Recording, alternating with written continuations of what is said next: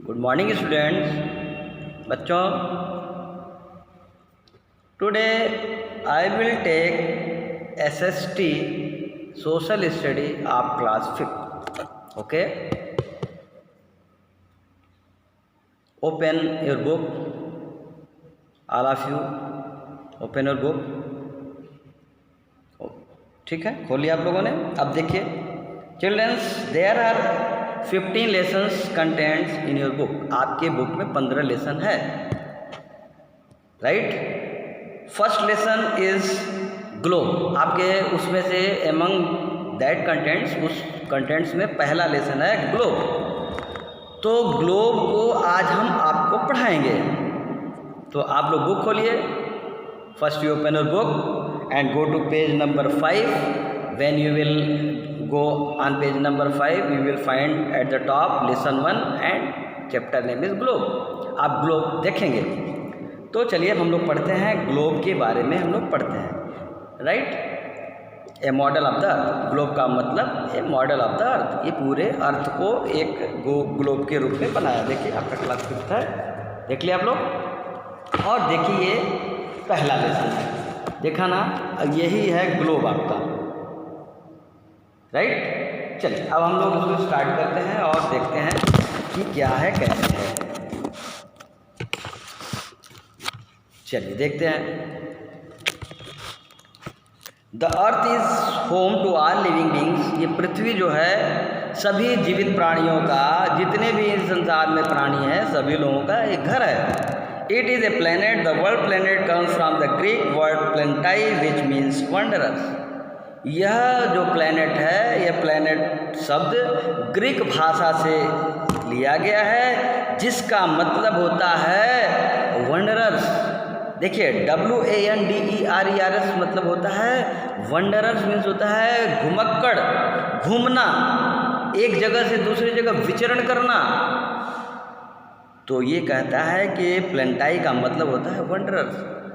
आप एक जगह से दूसरी जगह जा कर के दुनिया की खोज करो और दुनिया के अन्य स्थानों के बारे में जानो, वहाँ पे रहो, यही प्लेनेट का मतलब होता है, राइट।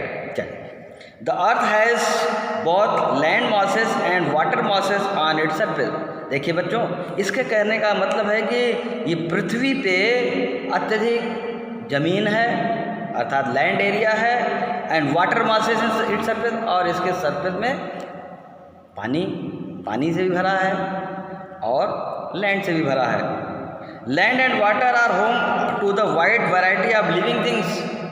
इस संसार में, इस पृथ्वी पे रहने वाले पानी के जानवर भी हैं, इंसान भी है, जानवर भी हैं, थल में रहने वाले भी जानवर हैं, जल में भी रहने वाले जानवर हैं। इसी प्रकार से ये दुनिया बनी हुई है, इसी प्रकार से हम इस प्लेनेट पे रहते हैं।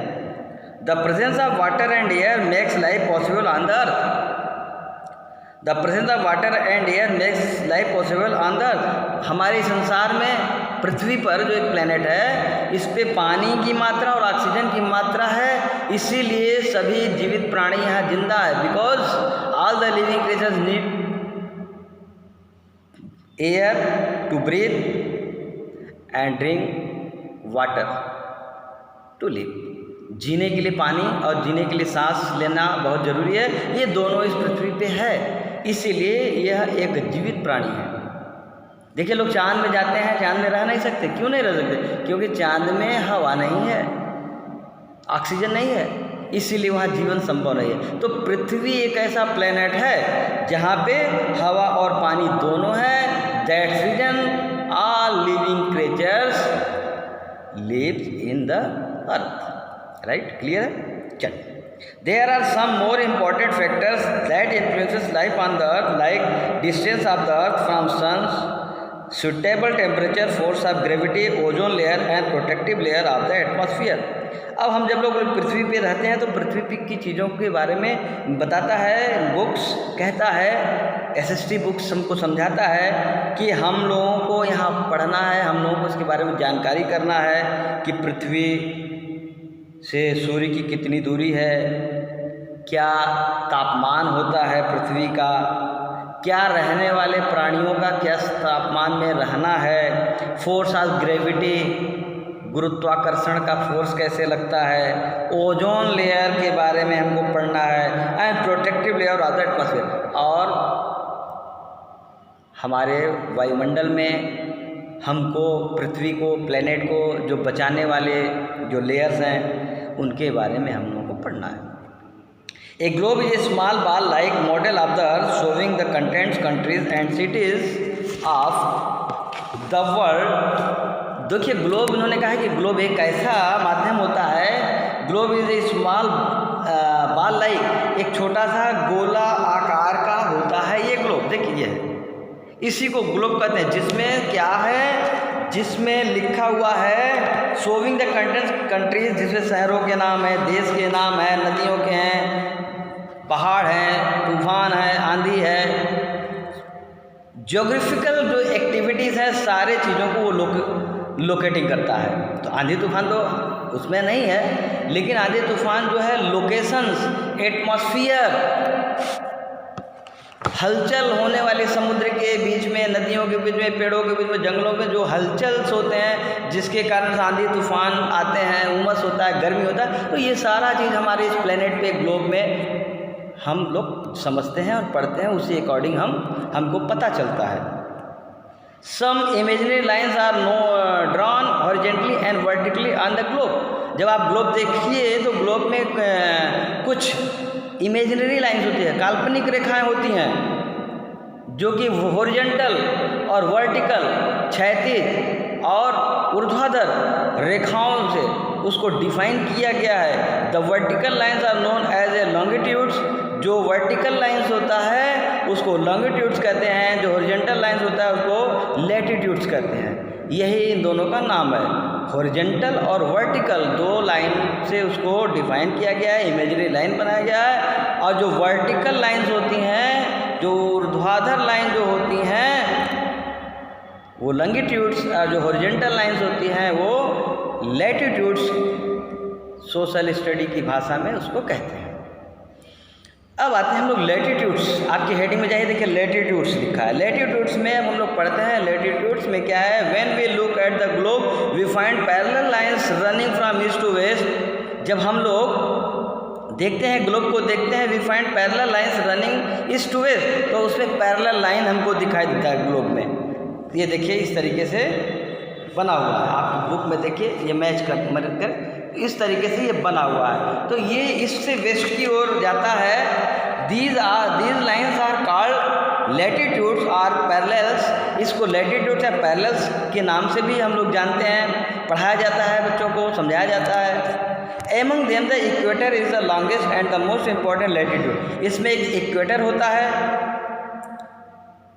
The latitudes are measured in degrees. Latitudes को डिग्री में, डिग्री जो डिग्री होता है, ये कोई नंबर लिखा उसके ऊपर 0 बनता है राइट साइड में, उसको डिग्री कहते हैं। जैसे ये देख लीजिए, आप बुक में देखिए, देखा ना, तो ये डिग्री के रूप, डिग्री से इसको हम प्रदर्शित करते हैं, ठीक है। और the south pole is 90 degree south and north pole is 90 degree north. यह साउथ पोल से 90 डिग्री साउथ में और नॉर्थ पोल से 90 डिग्री नॉर्थ में, इसको ये बताया गया है। आप अपने बुक में देखिए, आप लोग बुक में देखिए, बुक में बने हुए हैं और उसको समझिए। तो इस तरीके से हम लोग जो है लैटिट्यूड्स को डिफाइन किया गया है बुक में, हमने आपको समझाया। आपके पास बुक होगा तो आप बिल्कुल समझ लें। अगर those students have not book, please as immediate possible you purchase book, तभी आपको समझ में आएगा, क्योंकि अदरवाइज़ आप समझ नहीं पाओगे। सोशल स्टडी वैसे भी थोड़ा सा समझने की चीज़ें हैं, और विदाउट बुक तो और भी टफ होता है। तो इसलिए बच्चों, हम तो आपसे यही परामर्श करेंगे कि जितना जल्दी हो सके आप लोग बुक परचेस कर लीजिए। पढ़ना है ही हम लोगों को, तो पढ़ना है तो बुक परचेस कर लीजिए। वेट मत करिए कि स्कूल ओपन होगा तो खरीदेंगे, क्योंकि पढ़ाई तो पर डे हो ही रहा है, तो जितना जल्दी हो सके खरीद लीजिए। तो अब आइए प्रॉपर्टीज ऑफ लैटिट्यूड्स में इन्होंने कहा है, the equator is the longest latitude, it is also called the great circle. There are 181 latitudes, latitude does not touch और कट ईच अदर। इसमें इन्होंने बताया है कि जो ग्रेट सर्कल के रूप में ये डिफाइन किया गया है। इसमें 181 लैटिट्यूड्स हैं। Latitudes do not touch or cut, इसको ना हम छू सकते हैं, इसको हम काट सकते हैं। ओनली इमेजिनरी लाइन होता है, हम कल्पना करते हैं। कल्पना मीन्स होता है हम सोचते हैं कि ऐसे होगा। कल्पना का मतलब क्या, ऐसे होगा। जैसे आप लोग देखिए बच्चे जब ड्राइंग बनाते हैं कॉपी में, कला के पेपर में या कला के कॉपी में पर डे क्लासेस के समय में, तो आप ड्राइंग बनाते हैं तो आप अपने कागज़ में मेंशन करते हैं हम इस तरीके से ऐसी लाइन खींचें कि मेरा डायग्राम सही बने। तो वो एक इमेजिनरी आप अपने मन में कल्पना करते हैं कि this is the way how to make our diagram which I keep in your mind. हम अपने माइंड में कीप करते हैं, रखते हैं, इमेजिन करते हैं, फिर उसको बनाते हैं। तो इस तरीके से हमारा ये कहता है। Latitudes are marked in degrees, इसको डिग्री में कहते हैं, और कहीं कहीं इसको मिनट और सेकंड में भी बताया गया है।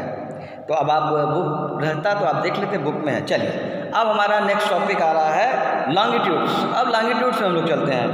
Longitude the semi circular lines that are drawn from the north pole to the south pole are called the longitudes or meridian। अब देखिए इसमें सेमी सर्कुलर लाइंस, इसमें सर्कुलर लाइंस, सेमी अर्ध, सेमी माने अर्ध गोलाकार के रूप में इसको ड्रा किया गया है। North pole to south pole, उत्तरी ध्रुव से दक्षिणी ध्रुव की तरफ, और इसी प्रकार के इसको हम लॉन्गिट्यूड्स कहते हैं और मेरिडियंस कहते हैं। The word meridian means mid day. Meridians का मतलब होता है मिड डे। देखिए बच्चों, आप लोग जब टाइमिंग देखते हो तो टाइमिंग में आपने क्या किया है, टाइमिंग जब आप देखते हो तो हम लोग टाइमिंग में लिखते हैं ना 9 AM, 9 PM, 2 AM, 2 PM।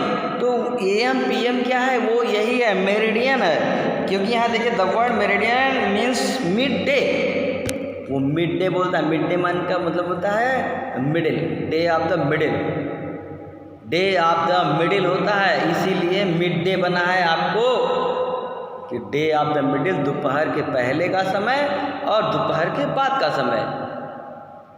AM जो होता है वो होता है एंटी मेरिडियंस, दोपहर के पहले का टाइम, और PM जो होता है पास्ट मेरिडियन, जो दोपहर के बाद का समय होता है। वही AM और PM होता है। इसी तरीके से लॉन्गिट्यूड्स के द्वारा ही हमको समझाया गया है। तो हम लोग the longitudes are also numbered in degrees, या डिग्री में इसको भी प्रदर्शित किया जाता है, इसको भी डिनोट करके समझाया जाता है।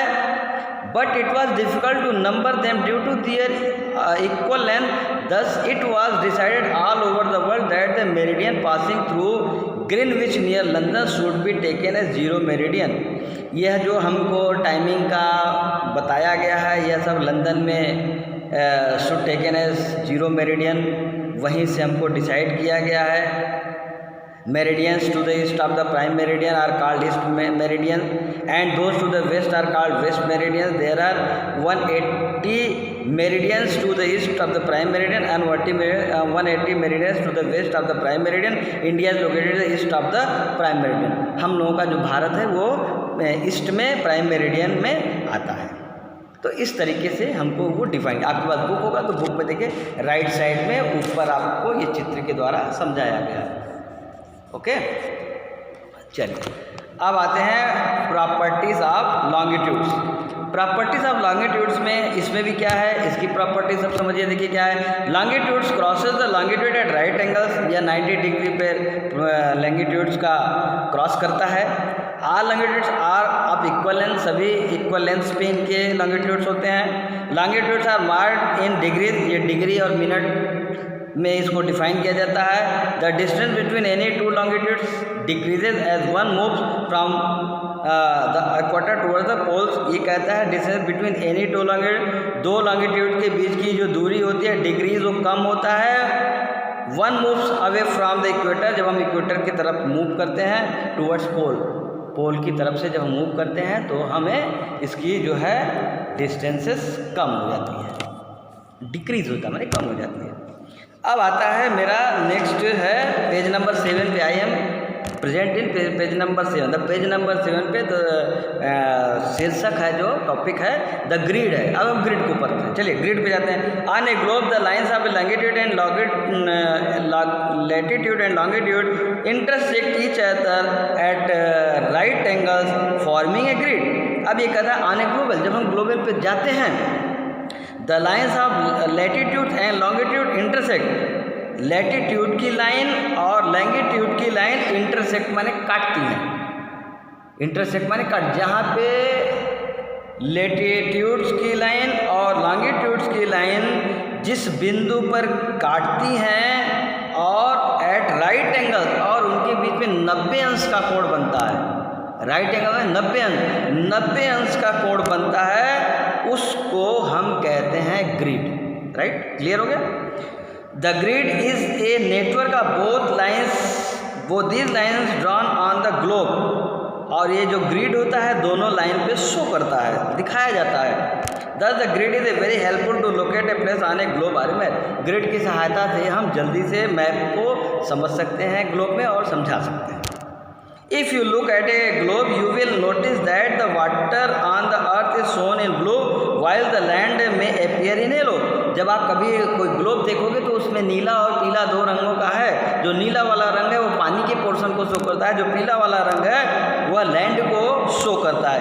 ग्रीन एंड ब्राउन, कहीं कहीं ग्रीन और ब्राउन वाला, are the large land masses seem to be a surrounded by water. Are the large land masses seem, और जो बड़े बड़े एरिया में लैंड मासेस, ज़मीन वाले जो क्षेत्र होते हैं वो सराउंडेड बाय वाटर, उनके अगल बगल में पानी को भी दर्शाया जाता है। तो इस तरीके से हम ग्रिड के बारे में जान सकते हैं। जब आप इसको ग्लोब को देखोगे तो आप देखोगे। अब आइए, हमारा oceans are large continuous masses of salt water, they cover nearly 70% of earth surface. Smaller parts of these oceans are called seas, gulf and bell. देखिए 71% according to your book there are 71% is given water areas. आपके जो book में 71% पृथ्वी का 71% part पे पानी का मात्रा बताया है इन्होंने। कहीं कहीं आप लोग 75% भी देखोगे, इसमें बुक में 71% लिखा है। तो 71-75 कहीं मिल सकता है, तो don't confuse, both are right. But आपकी बुक में 71% है, तो सो आप 71%। तो they cover nearly 71% earth surface. Smaller parts of these oceans are called seas. इनमें आपको सीज समुद्र मिलेगा, गल्फ खाड़ियाँ मिलेगा, बेज मिलेंगे। Pacific, Atlantic and Indian Ocean are connected to what is called the Southern Ocean, the water surrounding Antarctica. तो इसमें देखिए महाद्वीप हैं, पैसिफिक महाद्वीप है, अटलांटिक महाद्वीप है, इंडियन महासागर महाद्वीप हैं, और साउथर्न ओशंस है, एंटार्क्टिका महाद्वीप है। तो इस तरीके से हमारे ग्लोब में ये भी समझाया गया है। तो बच्चों, ये चैप्टर बहुत लंबा है, तो आज हम आपको ये चार टॉपिक को समझाए हैं। नेक्स्ट कल हम आपको फिर डिफाइन करेंगे। Okay, that's all.